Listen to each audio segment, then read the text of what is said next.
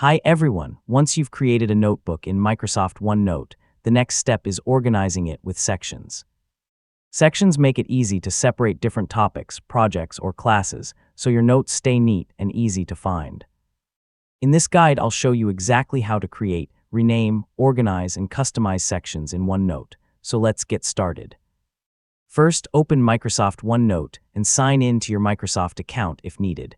Then open the notebook where you want to add a new section.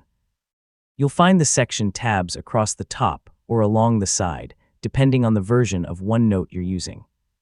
Now look for the Add Section button, which is usually represented by a plus icon or appears when you write. Click inside the section area. Click it, and a new blank section will be created instantly. Next, type a name for your section.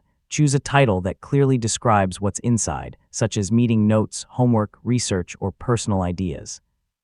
A clear name makes it much easier to stay organized as your notebook grows. To make your notebook even easier to navigate, you can assign a color to each section. Right-click the section and choose a different color if that option is available in your version of OneNote. Using different colors helps you quickly recognize different categories. If you want a different order, simply drag and drop a section to a new position. For example, you can place your most important section at the beginning so it's always easy to access. Once your section is ready, click inside it and begin adding pages for individual notes.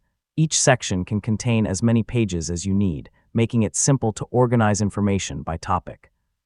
Yeah, it's a really flexible way to keep everything sorted, and that's how to create sections in Microsoft OneNote. With well-organized sections, your notebooks become much easier to manage, whether you're using OneNote for work, school, or personal projects.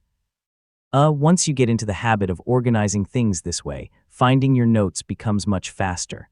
Thanks for watching, and be sure to check out the rest of our OneNote tutorials.